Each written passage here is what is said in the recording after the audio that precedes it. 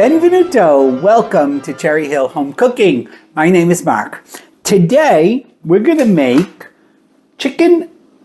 I practiced this a few times before I was Chicken Tikka Masala. I think it's, or Chicken Tikka Masala. But we're going to do it in the slow cooker. Now, full disclaimer, I have no idea if this is an authentic Indian recipe. I found it online. It looked and sounded really good, so I thought we'd try it. Now, I've never made this before, so we're going to go through the steps together. Okay, so for our Chicken Tikka Masala, we need some chicken, all right? I've got about 2 pounds, just a little over 2 pounds of boneless, skinless chicken thighs. Okay, now for this recipe is as the recipe was. So I would say it's, would feed 4, maybe 5 people. If you want to double this, you want to use at least a 6-quart slow cooker. All right, I'm using the 4-quart sleeve that goes in my slow cooker. But if you want to double this recipe, use a 6-quart. All right, so anyway, we need some skinless, boneless chicken breast, okay? We need a little bit of yogurt. All right, so now important, you want plain yogurt, not Greek yogurt, all right? And this being I believe an Indian dish, has those nice warm Indian seasons, all right? Seasoning. So we've got coriander, we've got cumin, and we've got turmeric. So turmeric's gonna give it that nice orangey, yellowy color. All right, now, this recipe also called for a spice blend, which I'm trying to find, I crossed them out as I was going under. Garam Masala. Okay, now, we've used this before, but it had a different name. It's the same blend of spices, which I will add this in the recipe, the blend that I used to make this.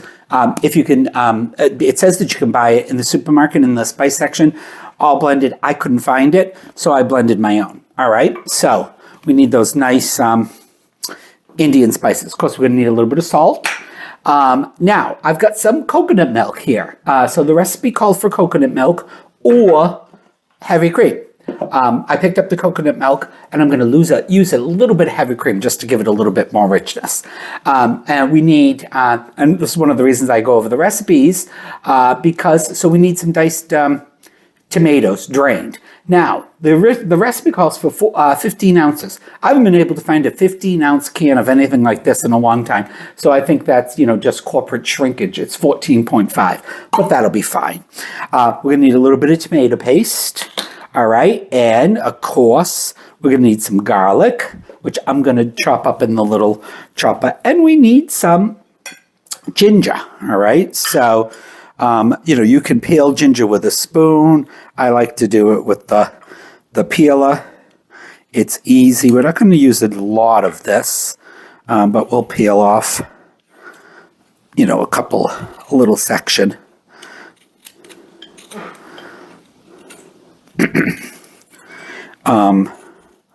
Like I said, somebody that has control over their ginger could do this with a spoon, but you just want to get as much of get the hard bark off from the little piece you need, and then you can put this in a piece of cellophane, and that'll keep. So we're probably just going to need about, a little over an inch there, okay? And like I said, I'm gonna just chop it into a little bit smaller pieces. And I'm gonna do it in the little blender here, all right? We're gonna mince it up. And we need 3 cloves of garlic. All right, we'll put that aside for now. And this little piece. Gonna need a large onion, yellow or white. This happens to be a white onion, and like we've done many times, guys, we're just gonna rough chop that like that. All right, and then into little dice. This is gonna cook in the crock pot, so those onions are gonna just meld away anyway. I don't know if I mentioned it, but we need a couple tablespoons of tomato paste. All right, and we're gonna need a little bit of garlic.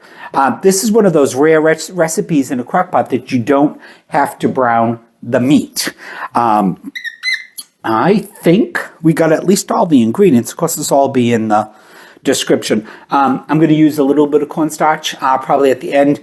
Make a slurry. I'd like to see how thick it is. In the recipe, it said at the end of your cooking time, if you wanted to thicken it, you could, increase the heat to high on your crock pot and uncovered, let it, cook for about 30 minutes or until it reaches the consistency you'd like.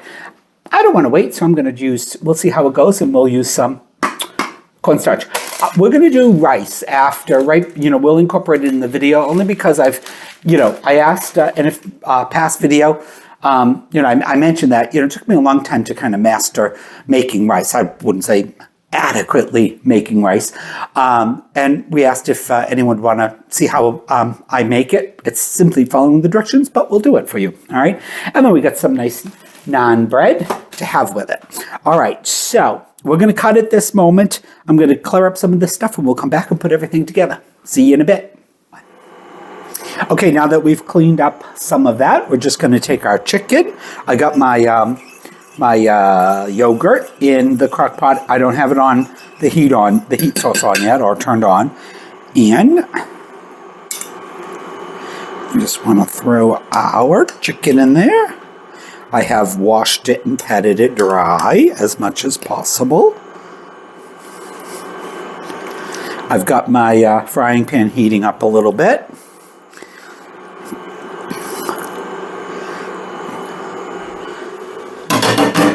Right, and we just kind of want to toss that in there and coat it all. Stir it around a bit.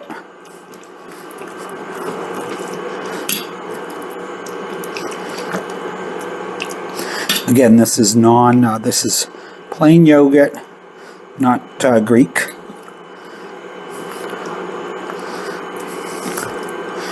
And just give it a toss. Make sure everything's covered. All right, I'll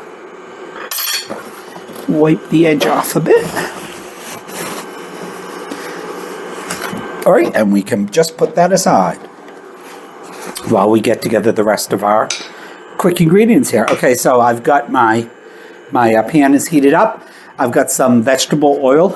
Now, I wouldn't use olive oil, and the recipe calls for vegetable oil, because typically, a vegetable oil isn't going to really add a lot of flavor to it. If we use olive oil, it's going to add an olive oily taste to it, which, hey, you could.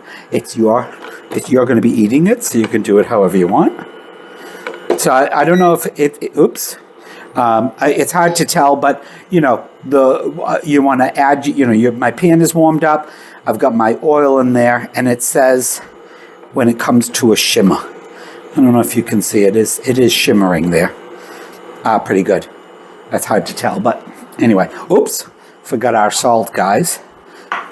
So this recipe calls for 2.5 teaspoons of salt, I believe, the full recipe. But so we got kosher salt, and we'll just sprinkle it 1 teaspoon on top.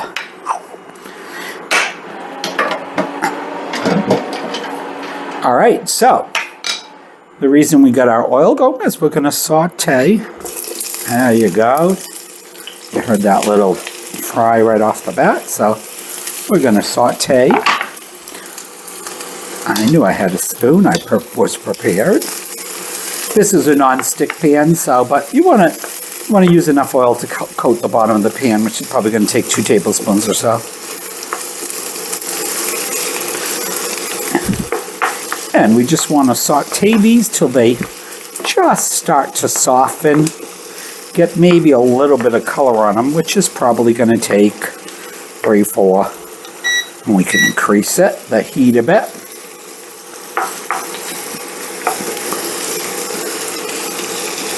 I've got my chopped garlic and ginger in here.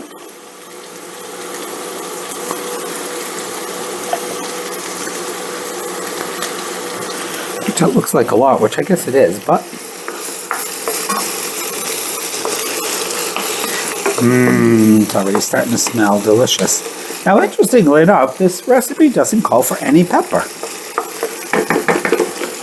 I am going to do a little bit of our 1.5 teaspoon of salt, sprinkle, a couple pinches.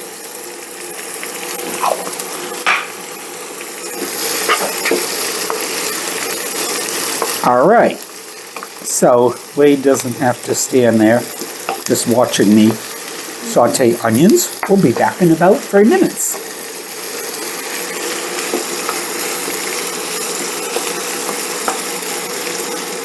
All right, so I've been sauteing my onions on medium-high heat for just about 5 minutes.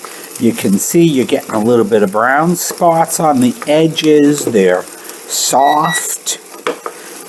Okay, I'm going to add a couple more pinches, which will bring us about the 1.5 teaspoons of salt. I'll salt to them, give them a stir. All right, then I'm going to turn my heat source down to medium.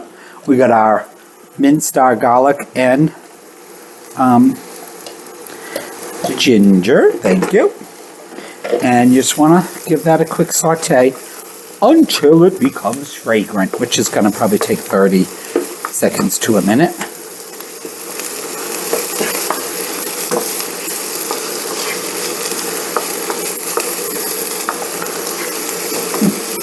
Oh, that smells fragrant to me. That's probably, what, just about 30 seconds, right? All right, and we're going to add in, I've got, so all my spices have measured out and in here. Add those in, and again, we'll give them a toss around until fragrant. Again, probably another 30 minutes. So we're kind of, giving it a, that smells good. You can really smell the cumin.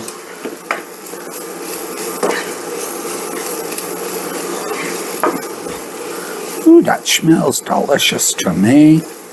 All right, that's pretty fragrant. Then we're going to need about 2 tablespoons of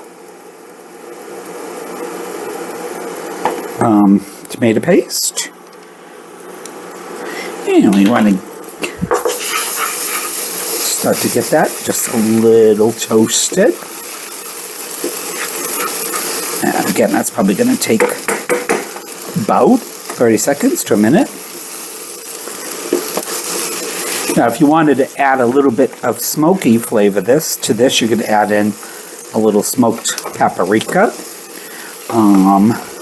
And you could use the fire-roasted diced tomatoes. This is the first time I made it. I thought I'd stay as close to the recipe as I could.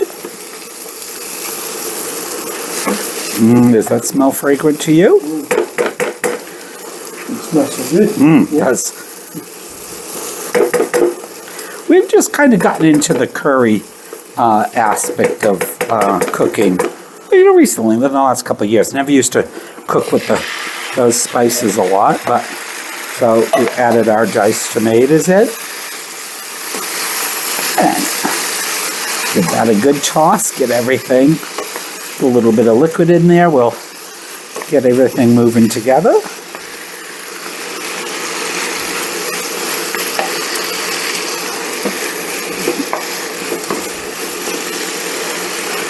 We want to get those heated through the tomatoes.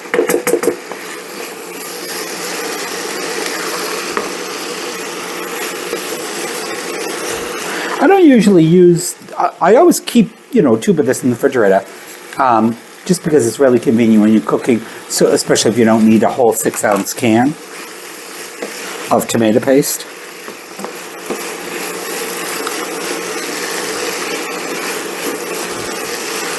Now, we mentioned the, I don't want you to think, hey, wait a minute, Mark, you haven't put the coconut milk or the cream in. Yes, that goes in at the last, okay?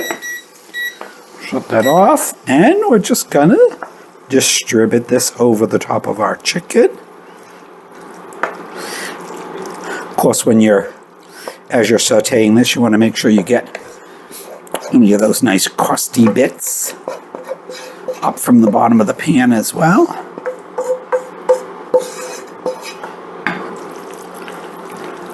And you don't have to vigorously stir it, but get them incorporated.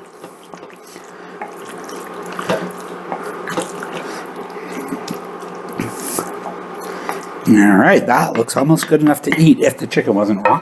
Okay, so we move this at least out of the way for now.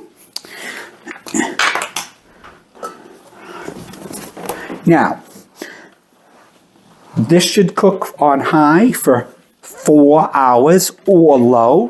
For 6, I'm going to go with the low.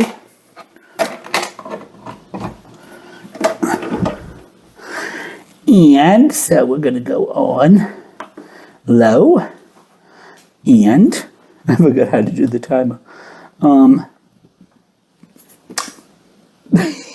could it be? Oh.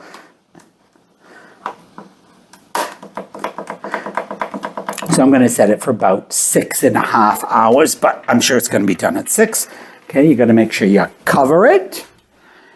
And that's it.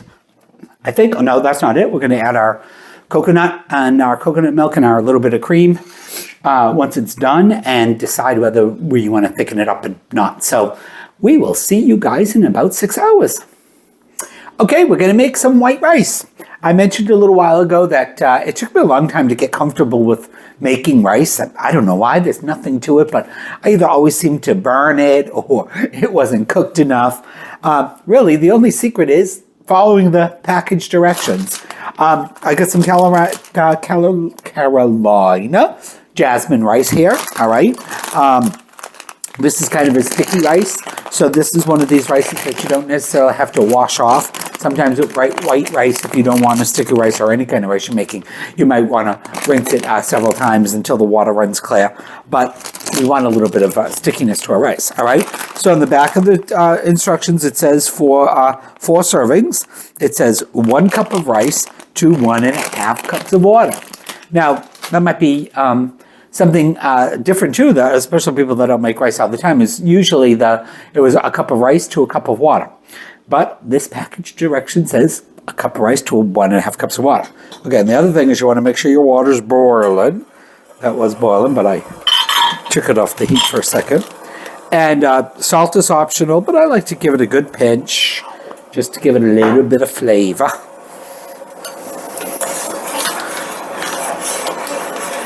And I'm doing this on the stove top just because I feel this pan, I think the other thing is you do need a tight covering pan. And I think this pan, I usually make it in this old, God, I've had these for so long. Anyway, I think those close tighter. All right, so our water's boiling. We're on high right now. Our water is boiling. I'm going to put our rice in, give it a surround. And we want to bring it back to the boil, which should only take a second or so.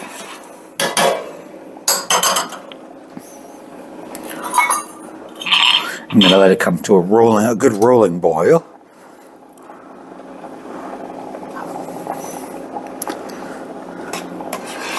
All right, and again, this is kind of where you just follow the directions. You got to cover it tightly.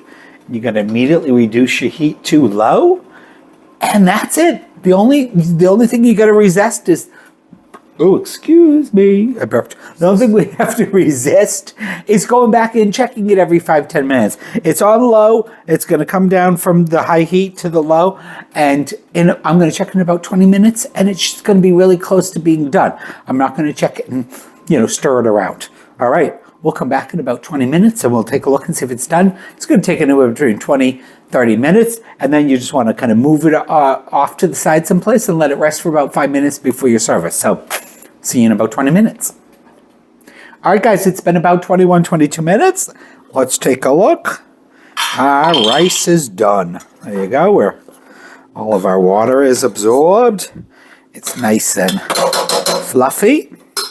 All right, so that is some jasmine rice. just gonna put that aside. We don't need that for a little while. You want to let it rest for about 5 minutes anyway, and that'll be ready for when we're ready to have dinner. See you in a little bit.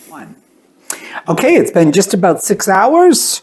Our dinner is simmering away here on the crock pot. It smells delicious. I'm going to give it a little stir. And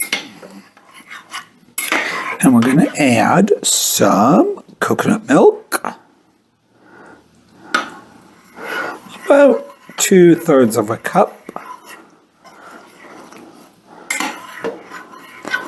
And I'm going to add just a little heavy cream to give it a little richness.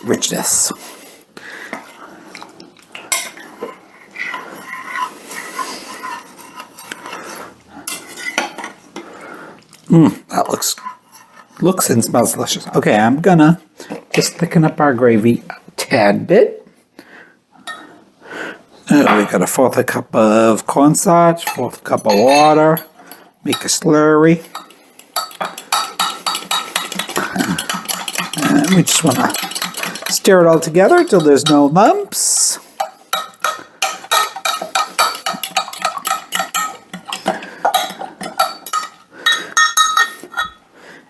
And we'll drizzle a little in. And this probably isn't going to thicken up immediately like if it was boiling, because it's not quite. It's been a low, but it did start to thicken. I think that's about perfect. One little drop for good measure. All right, guys, there you got our Chicken Tikka Masala. All right, it's almost dinner time. See you then. All right, the best part of cooking is eating. So we got our Chicken Tikka Masala with some jasmine rice. I haven't made this recipe before, so this is a new recipe to both of us. We've had something similar to it, but. Oh my. That's good. Delicious. You can taste all those nice warm Indian spices and the curry. Chicken is so tender. Almost melting in your mouth. Yeah, look, it's falling apart. That is good. I would call this a successful recipe. That's for someone who's not crazy about Indian food. But this is not too overwhelming. This is amazing. This is good. Delicious. Alrighty, that's all I got to say. I'm going to enjoy eating. Yep, thank you for watching our video. Please remember to like and subscribe. Check out cherryhillhomecooking.com, and we'll see you on the next one. Ciao. Bye.